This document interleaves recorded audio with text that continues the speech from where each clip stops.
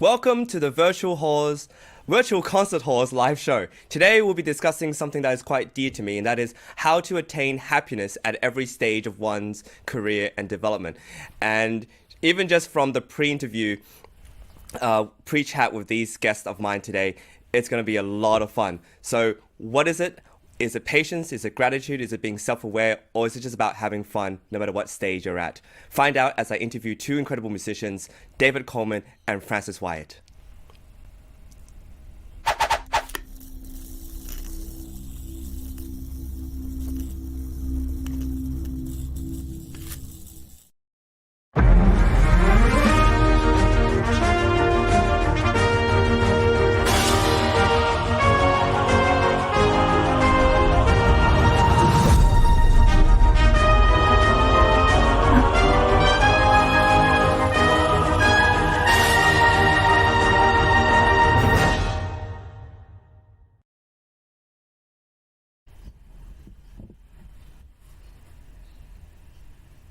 Hello everybody, welcome to the Virtual Concert Halls live show. My first guest tonight is David Coleman, who has received broad recognition for his skills as a performing musician and teacher, performing and presenting well over 1,000 programs during the past 30 years. He has commissioned and premiered numerous solo and chamber works by some of the most distinguished composers in the world. In 1980, David founded the chamber ensemble Top Brass, touring nationally and internationally as the ensemble's leader for more than 25 years. Mr. Coleman is a graduate of the Indiana University School of Music, where he received a BM along with the coveted Performer's Certificate. He has won several national chamber music competitions, and his principal teachers include Alan Dean of Yale, Charles Gorham of Indiana University, Wayne Markworth, and Louis Davidson of Indiana University and the Cleveland Orchestra. He has been represented by some of the most prestigious concert management firms in the US. Mr. Coleman holds a private pilot license and is a member of Mensa. David, welcome to the show. You're a veteran to this whole live broadcasting, so I don't even need to introduce you to any kind of the tech behind the scenes. People should recognize you right away.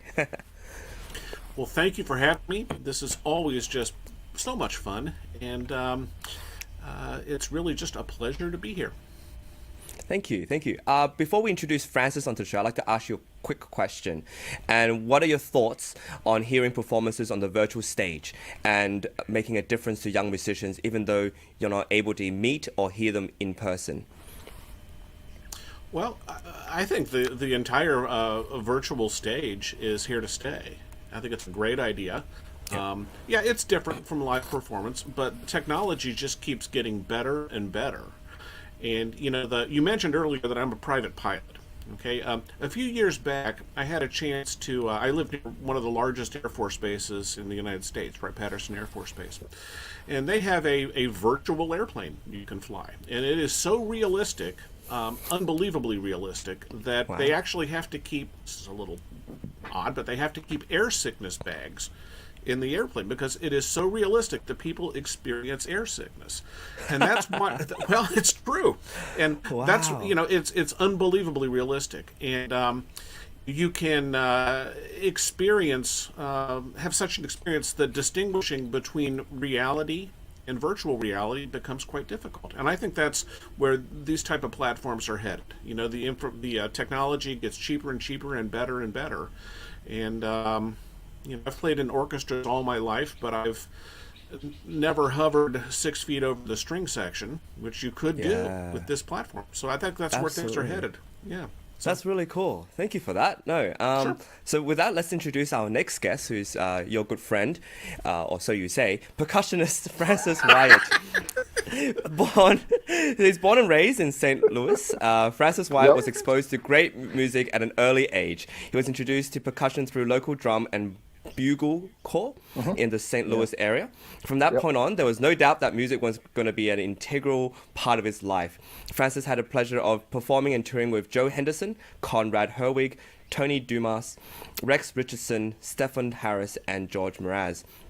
He has also shared the stage with the likes of Michael Brecker, Carl Fontana, Bobby Watson, and Arturo Sandoval. As a 10-year veteran of the Air Force Band in Dayton, Ohio, Fran has served as the timpanist for the concert band and drummer for the jazz band, show band, and rock group. That's a lot of different roles you have to play. During that time, Fran also won the drum chair for the Air Force Academy Jazz Band, the Falconers. That sounds amazing. And when asked what kind of music do you like, his response is simply good. Yes, sir. I love how you put that into your bio. Fran enjoys playing everything from country to bebop jazz, with a 7-year stint with the Greek Tycoons thrown in. Other groups that Fran has played in include Reverse Wave, which is jazz fusion, Standard Time, which is straight ahead and bebop, Upbeat Brass, Upbeat Brass, as you guys probably say it, Brass, Chamber Ensemble, and several others. Fran currently works as a jazz artist performing with Glenn Johnson and Hot Horns. Love the name. Indianapolis, the 4 C Notes, Jersey Boys Review from Chicago, and other artists in Chicago, Dayton, and Cincinnati. He also plays drums with Joy Swing Christian Jazz Orchestra. Fran is also the worship pastor at Westlake Church of God in Avon, Indiana. He has been involved in worship ministry for the past 20 years on staff at Willow Creek Community Church, Chicago, Illinois, Ginghamsburg United Methodist Church in Dayton, Ohio, and St. Luke's United Methodist Church in Indianapolis, Indiana. Welcome to the show. Sir. Thank you. Thanks for having me. Thank you so much for being here. Yeah. Round of applause for Francis. Yeah. Wow, I've been busy. You have been, man. I'd just like to emphasize that Francis is maybe the most versatile percussionist I've ever met. I mean, he can do everything, and he does it all really at a high level. So, yeah, what a pleasure. That's wonderful. And we'll have the great pleasure of hearing some of your music later on, which we'll play for our listeners. Okay. My first question for you is, you've performed and shared music on all sorts of stages, from church as a pastor to the Air Force. Can you share with us, and perhaps some other musicians who get nervous or rather miserable on stage, what are the ingredients for you that make up an excellent or a happy performance experience? Yeah, sure. I think for me, I simply try to stay in the moment. It is so easy to dwell on what mistake you may have made 2 seconds ago, or you worry about this incredible line that's coming up in 5 seconds. And in the midst of both those two things, you've missed 7 seconds of music. And that's where the magic happens, is right where you are. So for me, it's just simply trying to stay in the moment, enjoy the moment, listen to what others are doing, and that inspires me in the moment, and go from there. I still get nervous. I don't think you ever, in my opinion, I don't think you ever not get nervous, but sometimes that's part of how you play, and it's part, how you're feeling in different situations affect the way I play and the way I interact. So I think emotions are good, Yeah. But you never want it to interfere with the music you're trying to make and the communication you're trying to share. So. Thank you for sharing that. David, do you have anything to add about, not being nervous on stage or trying to live in the moment when you're performing? I would echo what Francis has to say, and the thing that helps me is it's so easy to focus on, you worry about not making a mistake, you worry about, not tripping, not having something bad happen, and I would prefer to focus on what I'm here to do, not what I'm here to not do.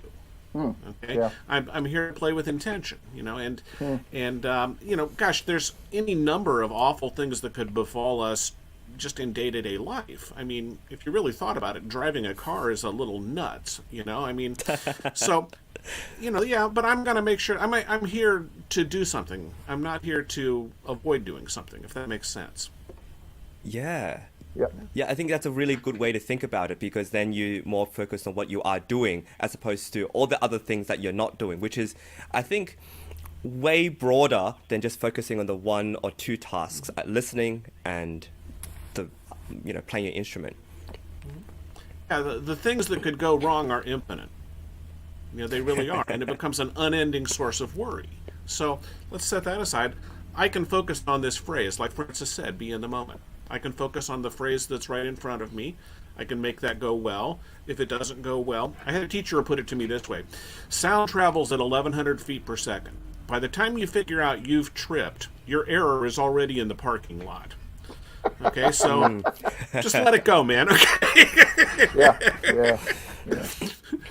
So, And the great thing about jazz is that, often inspiration comes from mistakes. In truth. I mean, some of my best stuff has come from, sitting down just trying to write and make an error, and you go, what's that? What is that? And why did it work? So then you spend the next 5 minutes trying to figure out why it worked and how do you do that intentionally. So yeah, I think mistakes are cool. Yeah. In the right place. In the right place. My dad was a scientist, okay? And one of the things he talked about was that we all fail forward. That scientists spend a lot of their time figuring out what doesn't work, so that they can then get on to what does work. There's the old story that Thomas Edison tried something like 1,000 light bulb filaments, different materials, before he found carbon did the job. And yeah, I mean, look, a story my dad told me when I was growing up is they built prototypes for things, right?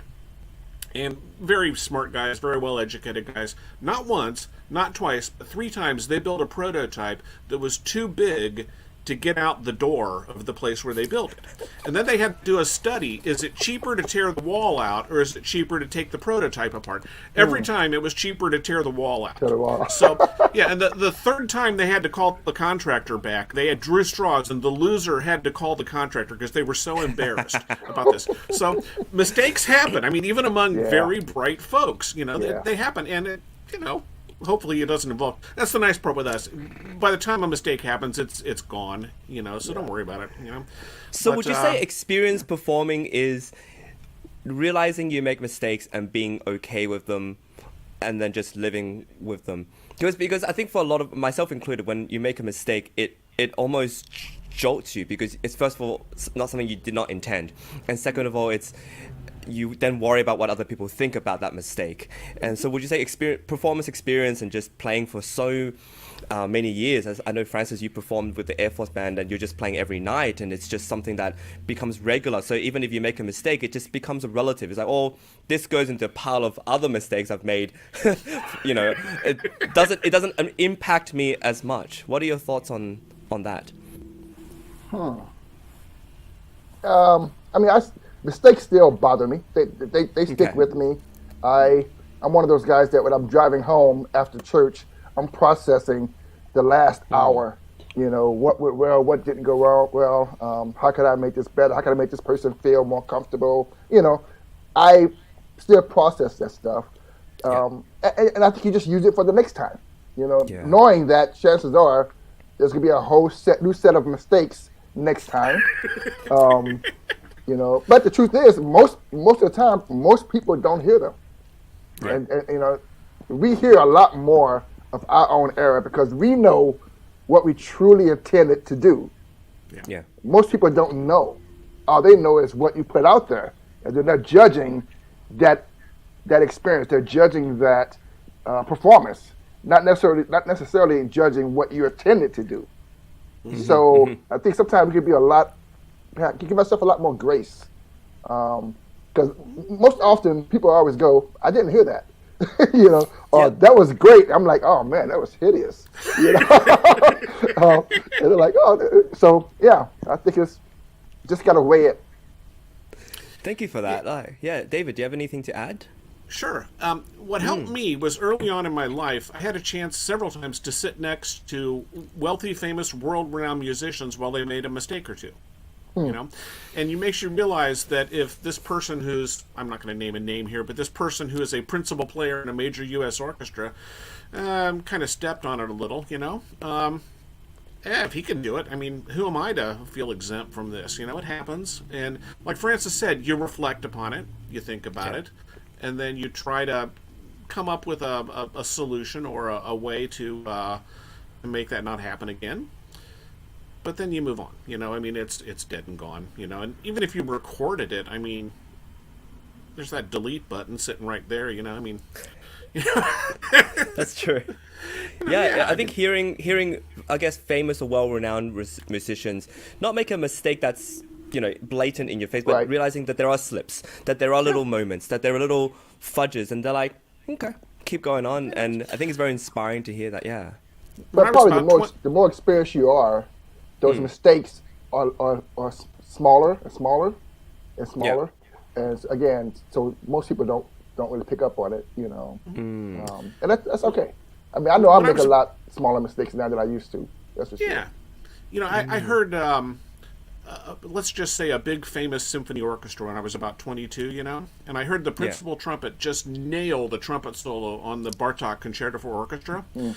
Sadly, he nailed it 4 bars too early, and but man, did he sound great! And it was what was I found amazing though was it was this. If you know the solo, it's a looping pattern. As towards the end of the solo, he threw in 4 bars of extra loop and did the hits with the orchestra. And you do what you got to do, man. I mean, it happens. That's the thing. Yeah, And yeah. 90% of the audience wouldn't even know. They wouldn't. Right. It wouldn't bother them at all. Exactly. They'll just say, exactly. "He sounded fantastic tonight." Exactly. And Love it. I heard, and I think I can go ahead and say this because he's incredibly famous. I heard Wynton Marsalis do the Haydn Trumpet Concerto, and he had a huge number of little issues, along the way. And I'm a trumpet player, so I went backstage and I thanked him for the beautiful performance of the Haydn. And he said, "Hey, come back tomorrow night and I'll actually play the Haydn for you instead of what came out tonight." And he's among the very best that ever lived. So you give yourself that moment of reflection and you kind of give yourself a talking to, and then life moves on. I love it.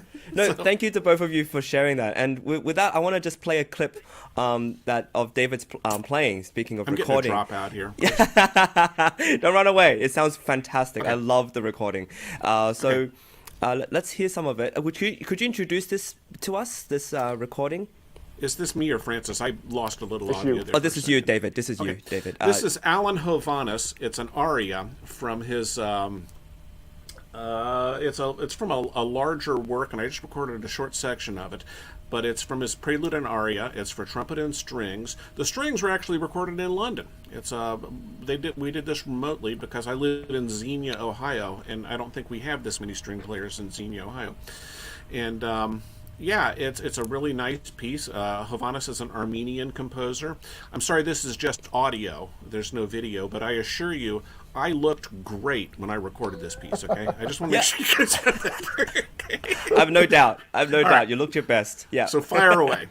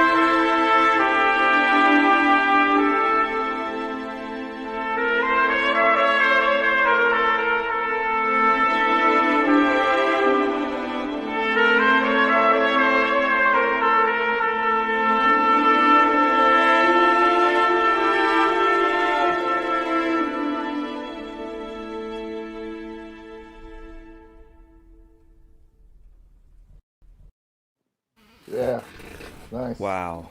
I don't care how you looked, David. You sounded incredible. Well, in order to record that, I dressed like an Armenian peasant so that I could get into the group for the thing. Yeah. Good thing I didn't use that photo on the... I'm looking at that old photo of me. It's like I have Franz Liszt's hair. You know, it's like I stole You Liszt's do. hair. It's a bit golden. Was it really golden? Like, did you really have kind of like a golden... I used to have really long hair, yeah. And then I started looking like a pathetic older guy that's letting his hair grow out, so I decided to get a haircut, you know, so, yeah. But anyway. No, not thanks so pathetic much. at all. Your kind words are most appreciated. Thank you. Very nice, very nice. It was beautiful, really beautiful. I want to ask, I want to fixate on something, because I've realized, you know, when you're doing recordings, and the trumpet solo is not an easy part. You're a lot of quite a high notes. How do you not focus on not screwing up? Like, how do you focus on just playing and letting go, knowing that, you know, maybe out of the 10 times you practiced that solo, there was maybe one time that it didn't turn out right, or there was a squeak or something. How do you just sort of let go and... Well, I find that the easiest way to record the trumpet is for me to hire someone else to do it. That really... Very good. That's your trick. Yeah. No, the whole thing is, like, for instance, when I overdubbed that, I had to do that in a large... It was actually at a church, and it was... Yeah. And I kind of get into the architecture of the situation. I kind of get into the way that the trumpet feels around me in the room, you know, and I try not to avoid... That's not a real notey kind of a piece. It's really a sound and more of a meditative work. So I try to get into a mode where I'm thinking about how I sound in the architecture. It's a combination of wood and stone. And, you sort of think of yourself as being a part of the place where you're recording, and meditate on things a little that way. And, you know, if you trip... I think I did that. I think I did one punch-in on that one. I think there was one punch-in where something, I had to try to... there was no click track, so I just had to listen to the strings and record. There was one place where it didn't line up, and so I punched in there. And, but mostly I just listened to it a lot before I did it. And... practiced a little with the string accompaniment, which is always great, you know, and then just did it. So, yeah.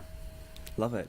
I think one of the best recording advice I've got is, especially with the piano, is to feel like you're part of the instrument, that the music is kind of flowing through out from you, instead of imposing your music onto the instrument and saying, you know, do what I want. It's more like, if you're connected with it, then somehow you're looser, somehow you don't think about the mistake as much, or you're not trying to impose your will on it. You're just kind of blending yourself and combining yourself with the music and the instrument. Francis, what do you think about that? And also, you know, when you're playing not just the one drum, but many drums and many things, and managing all this around you, what's your approach? Pretty much the same. I really try to hear it in my head as I'm playing. And for me, I think the physical playing part of it is simply an extension of what I'm already hearing in my head and inside. I try not to ever let this lead the way, because that's what I think. You play yourself into corners, or you play yourself into places where you can't get out. You know, because often what you're singing in your head, what you are creating in your head, for me, is usually much better, much more beautiful than what I'm able to create here. So I try to let this lead the way, and then hopefully my hands can keep up and reproduce what I'm trying to do.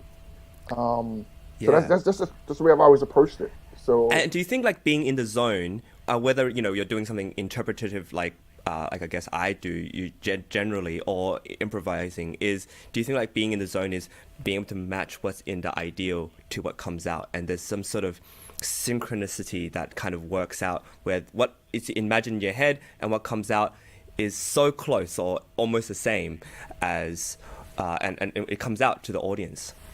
Yeah, I think the times where I felt like I was really there, that probably was the experience.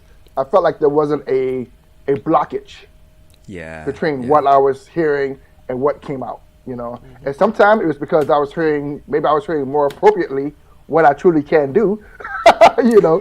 So I was able to, to speak more musically, You know, Yep. for me, I always try to allow the music to reign over any kind of chops or um, being fast or tricky. And maybe that's just part of my age now. That I want to connect with the music.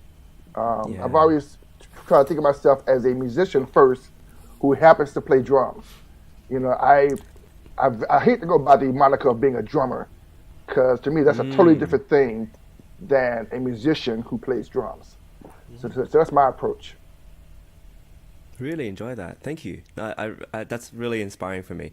And with that, let's hear some of your your clip. And so you've showed us something, Blues for Shorty Bop. Can you tell us a little bit about that? Sure, what that's about, sure. and how you got about recording it and putting it on YouTube. Well, this particular thing, the song was written by the trumpet player, a guy named Mike Wade out of Cincinnati. Wonderful player. He was the leader of Standard Time that I played with. And during COVID, there was this conference going on that wanted some incidental music. So basically, they hired us to go into this small studio, not even recording studio. It was just a photography studio to create like 6 or 7 songs. So we just went in, and one mic in front of the room. I think the percussionist had a mic, but everything else was just open. So Wow. this is one of those experiences where you have to, like Dave was saying, you have to very quickly figure out the room where you're at, become part of that, and then adjust how you play, because I didn't want to overbear everything that was happening, in that room. So it ended up being a cool experience, though. But this is called Blues for Shorty Bop. Love it. Thank you.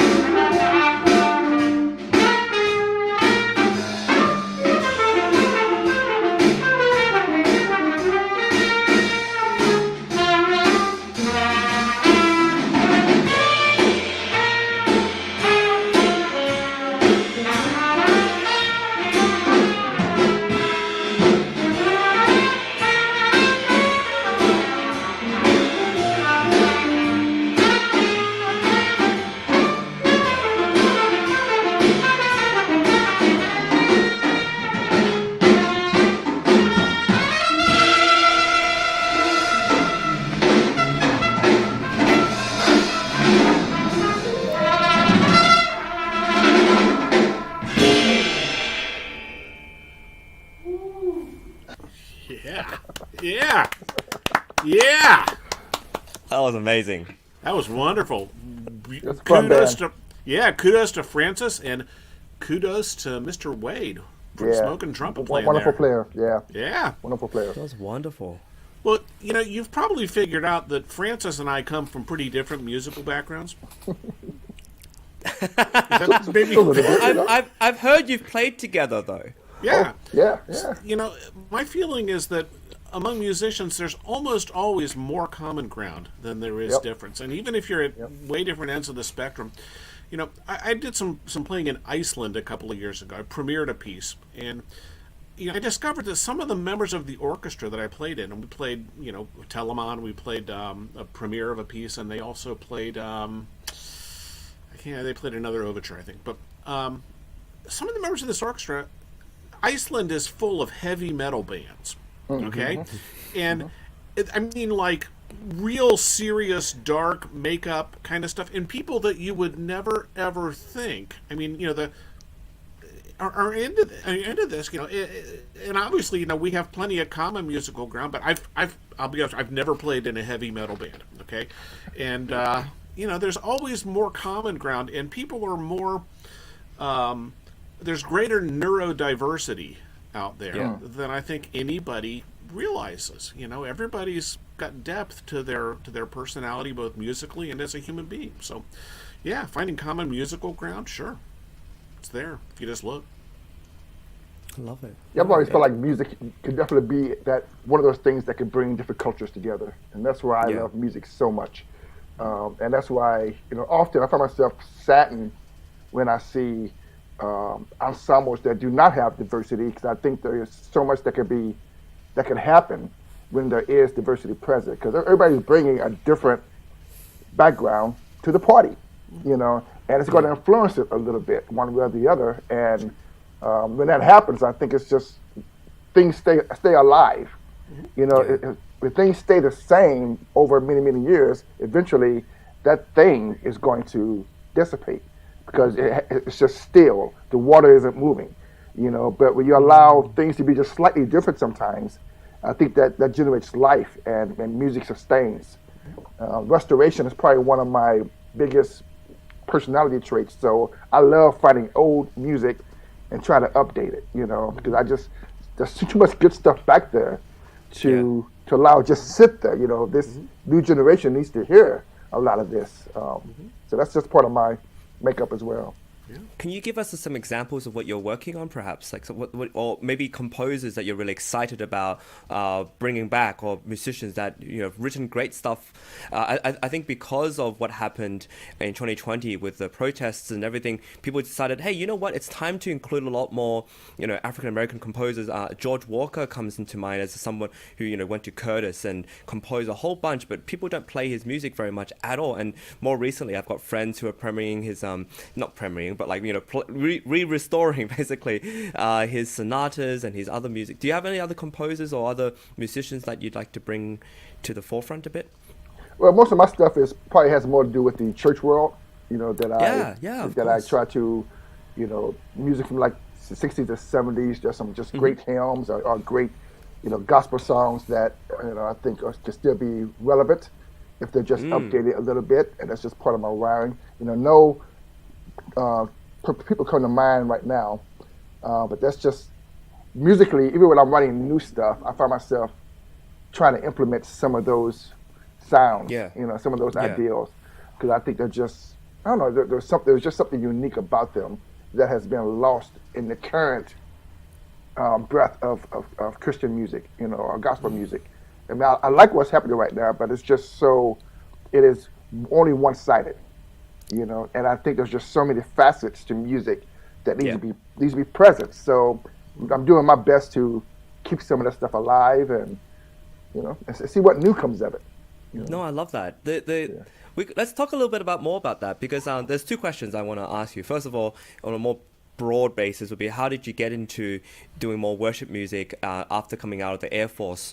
Or perhaps was that just some kind of route that kind of emerged when you got married, or had started a family?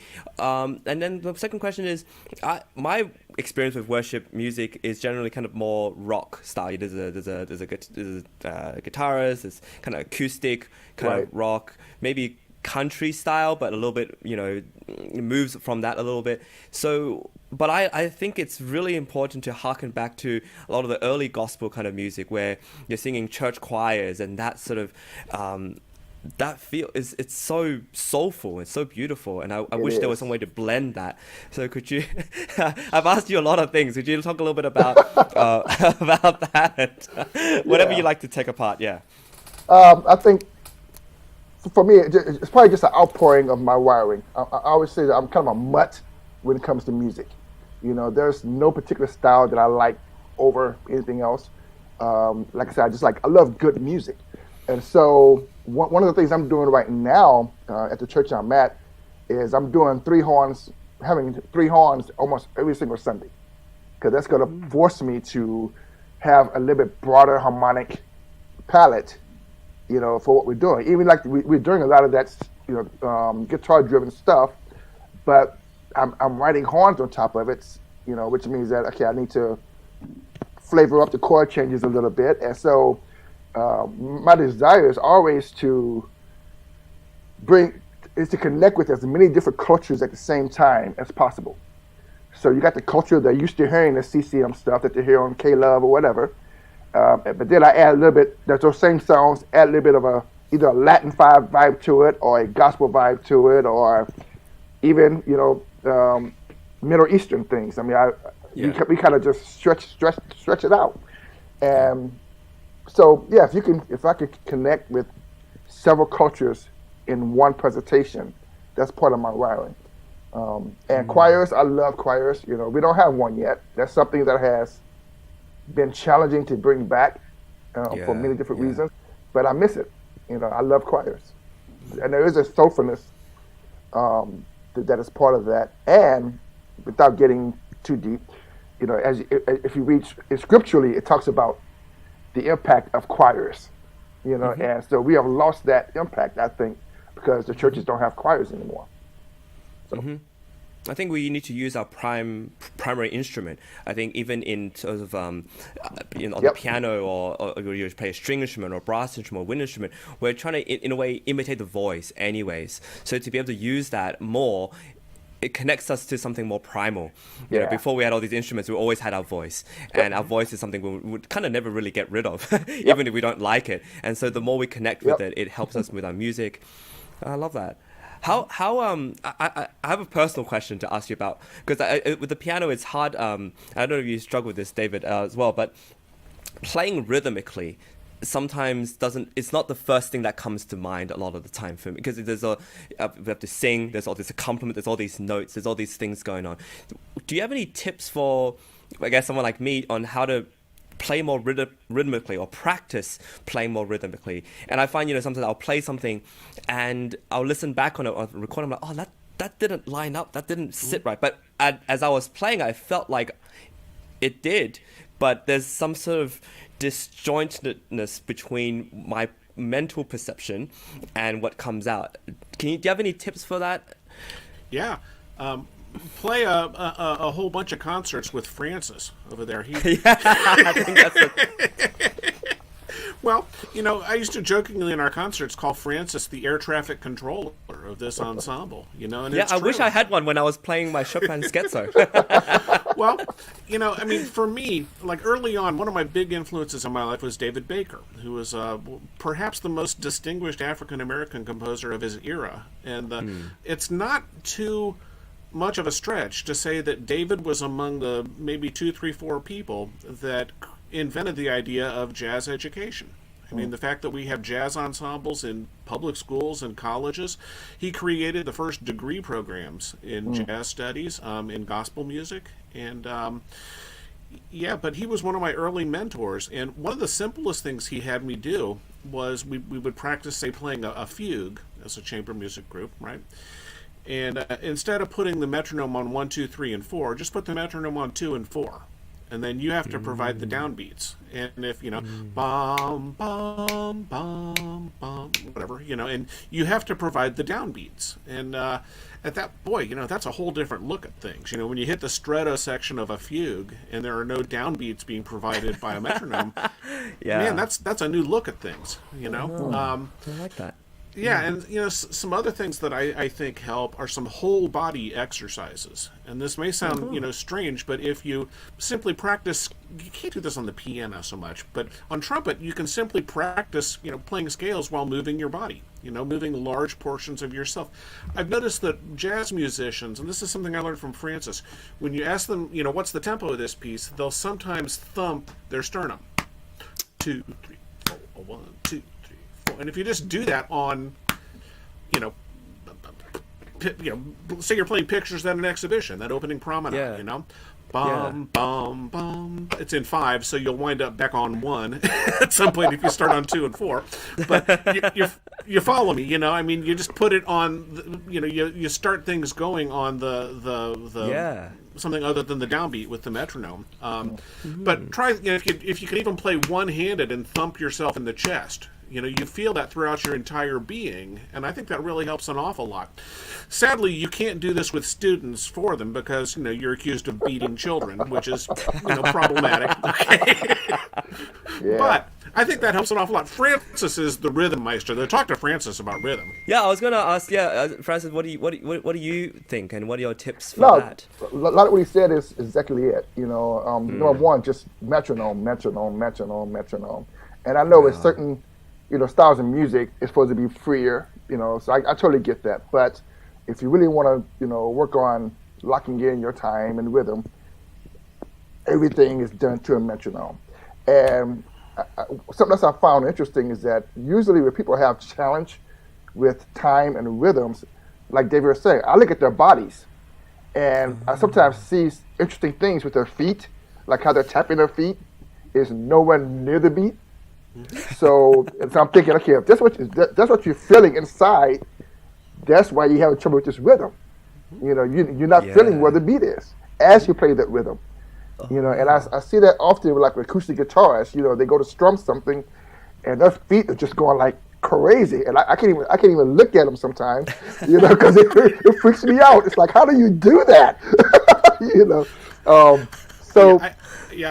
I did Let the Bright Seraphim once, Honda Let the Bright Seraphim with Miss Ohio. Okay, won it, Okay.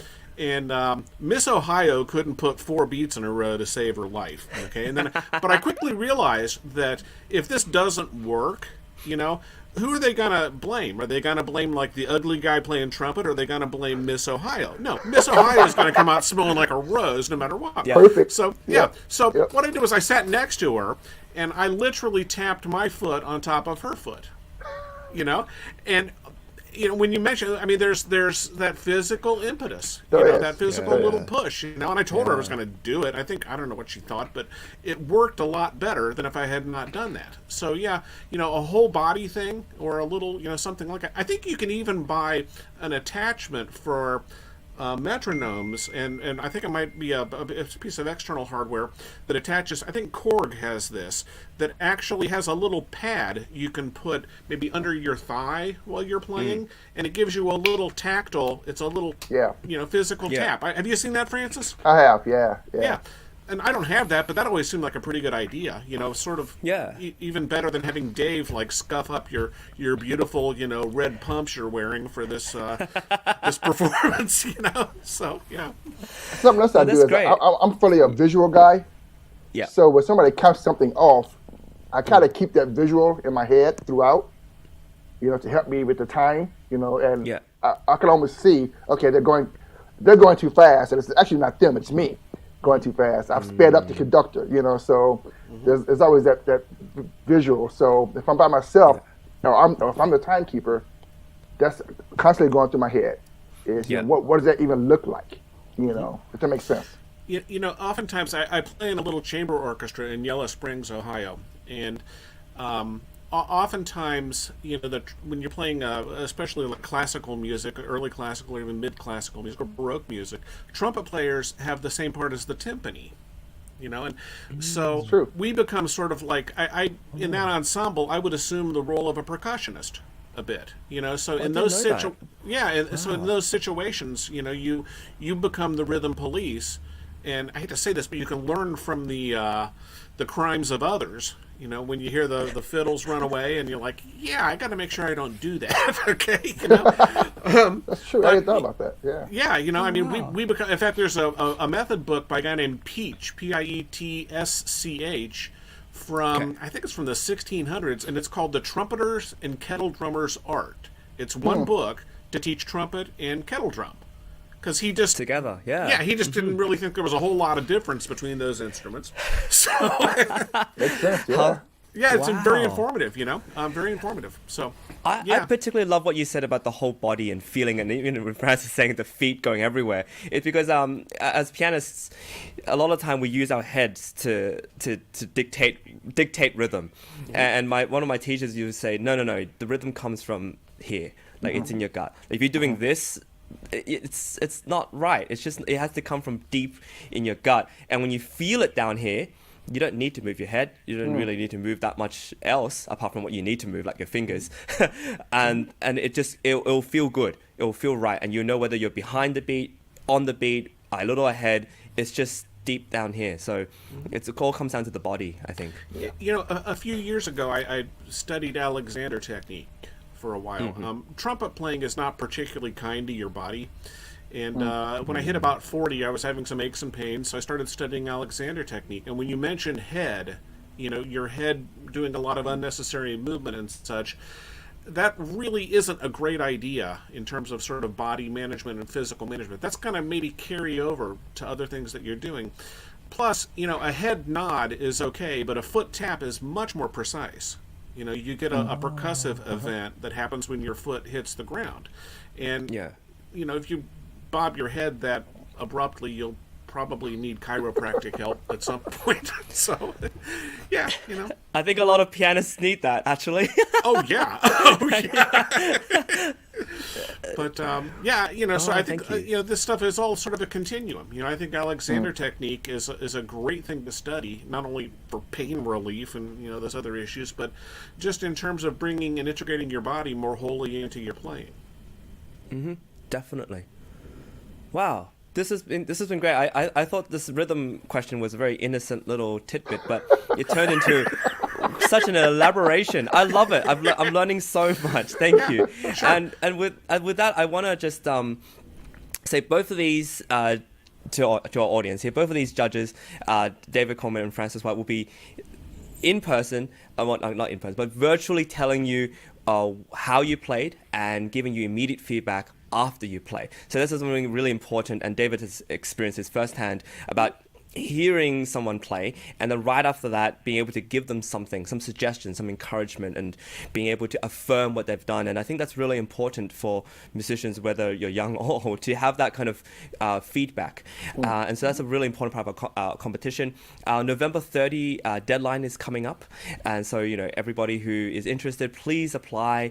It's an incredible competition where there's no repertoire requirements. There is no time limits for semi-finalists and finalists, so Paul, Francis, and David will have to listen to as long as you want. Like you can play the whole Bach suites and all that. You could play the entire ring cycle, and we would be stuck there listening to you. Yeah, okay? We'd have to. Yeah. And we have over $100,000 worth of prizes. We don't give any cash prizes, but the kind of performance opportunities, scholarships, and the connections, collaborations with composers, management, career coaching, all this help that we give to musicians is really, really incredible. And just like this broadcast, everything is live. There is no recorded sessions. It's just live. You play live, mistakes and beautiful in the zone moments and all. So we encourage everybody to apply and to be a part of this virtual stage, which is, as David says, here to stay. And with that, I want to thank both of you for being here. It's been such a great pleasure to talk to both of you. Same here, Chris. My pleasure, and thank you so much. Yeah, thank you.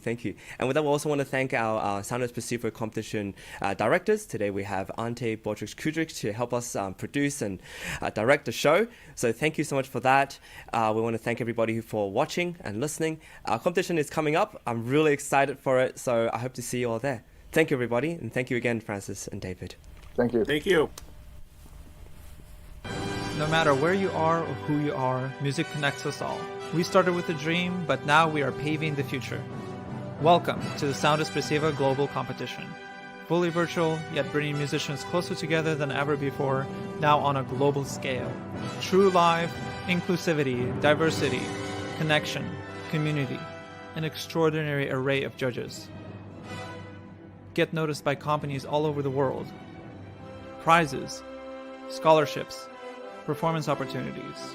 Apply to be a part of the most exciting congregation of artists like nothing you've ever seen before. We guarantee quality and leave no musician behind. We can't wait to hear you on the virtual stage.